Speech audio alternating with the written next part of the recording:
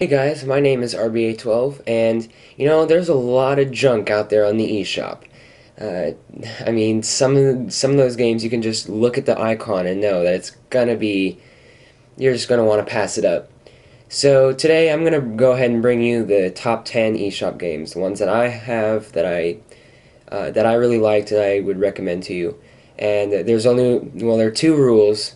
First of all, it can't be available at retail unless there's like a download code, because I know GameStop sells some download codes for specific games. And also, I have to own it and I have to have played it. So, like, if there's one that you really like, I'm sorry if it's not on here. I probably just don't have it. Uh, and also, if you've seen my top 5 eShop games, keep watching. The list has changed and it's a lot better. So, here we go.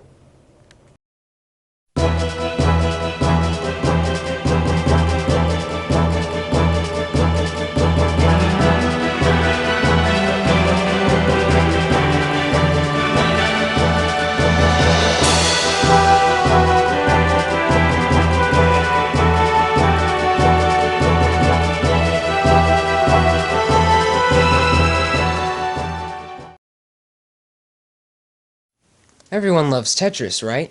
Well, Quetzals Corridors is basically that, only you are the block, not the mysterious block mover guy. 'Cause those are aliens, just saying. The story is a bit strange, I have to say. All the different blocks you use are the loyal followers of some ancient block god.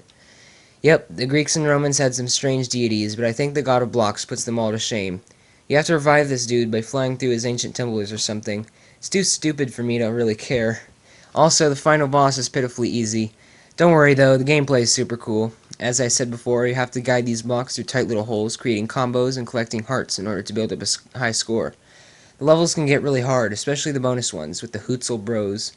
So this isn't something you'll be breezing through in an hour. And besides, it's got a survival mode. That's pretty much all you could ever hope for in a game like this. Unfortunately though, the game loses its charm over time, and the endless mode can only entertain you for so long. That's why this game is placed at number 10. Gunman Clive is a great game at a great price. It's only $2, and it includes a ton of side-scrolling, shoot-'em-up platforming action. The art style is nice, and the western music can get pretty catchy. There are a ton of different areas, weapon power-ups, and tense boss battles. However, there are not a ton of levels. The levels aren't particularly long, and there aren't very many of them to begin with, so this game only takes about an hour to complete.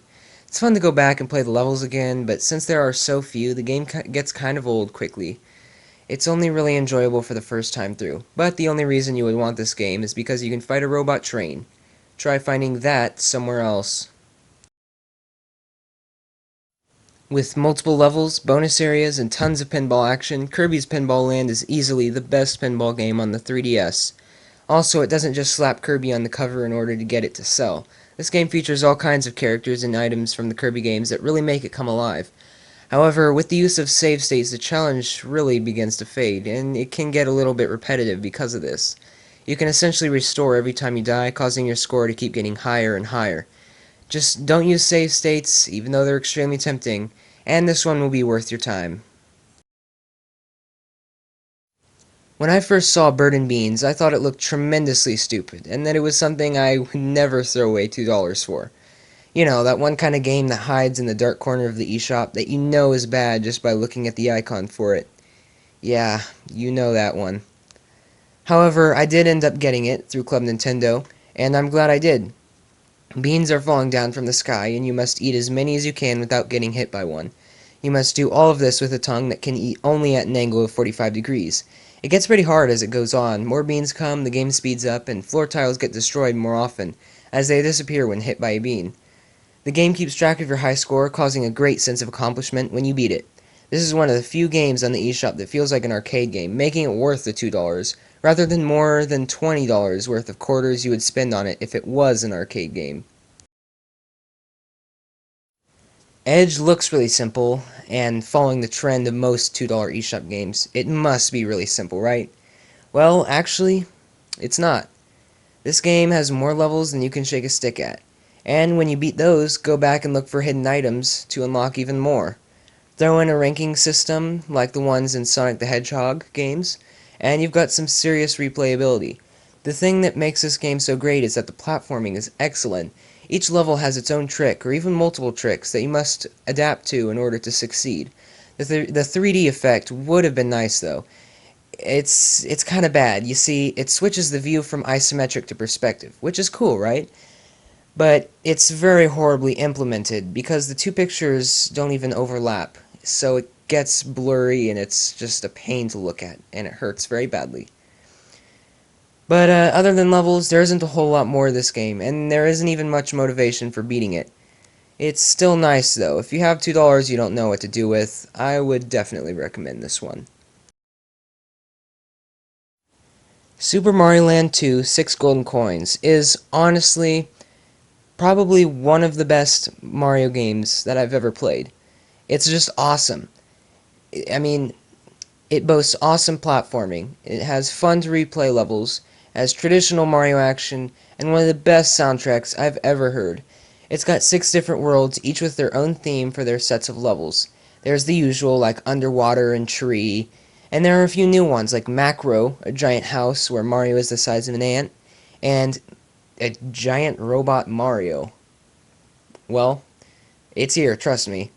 The one thing that holds this game back is the fact that you can't replay boss levels. There are whole levels that lead up to the bosses, so after you beat them, you basically have another level you can't redo. Also, Wario's Castle marks a gigantic difficulty spike of the game. I spent literally hundreds of lives trying to beat that stupid level. Despite this, though, you should still get it. With all this awesomeness in it, you'll enjoy it greatly. Trust me.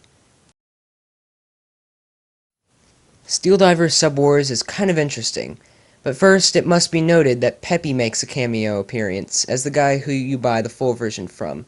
It's funny he should show up in this one because it feels a lot like a Star Fox game, only you would be commanding the Great Fox or something instead of a little tiny and simple R-Wing.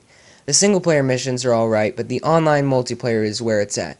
Now, unfortunately, not very many people play on it very much for some reason, so that's what's keeping it back here at number 4. But if you can find a match, it's really fun.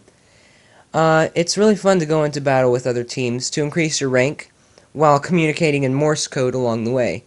Yeah, that's right, this game has Morse code. And besides, though, this game is free, and it actually has a lot of content even though it is free. You can get even more content if you fork over $10. I mean, just get it. It's free. You might as well. If you don't have it, why haven't you gotten it yet? Just get it. It's free. For those of you who don't want to spend $35 on Kirby Triple Deluxe, although you should, it's jaw-droppingly incredible. I'm working on a review for that soon. You can get Kirbys Adventure for only $7. It originally came out on the NES, but the way it plays, looks, and sounds, you'd think otherwise. It's a wonder this thing actually worked on NES. It's just so big and awesome and detailed. Anyways, it's your standard Kirby game. Jumping, floating, eating, all that jazz.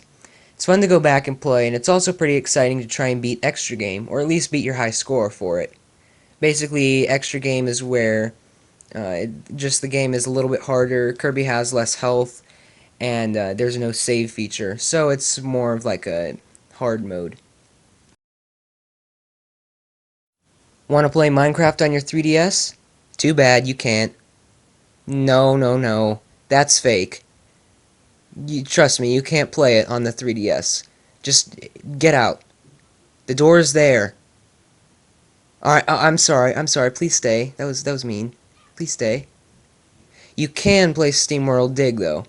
This is like a mix between Mario and Minecraft. It's got platforming and such, but you create what the level is while mining for precious minerals and doing some spelunking.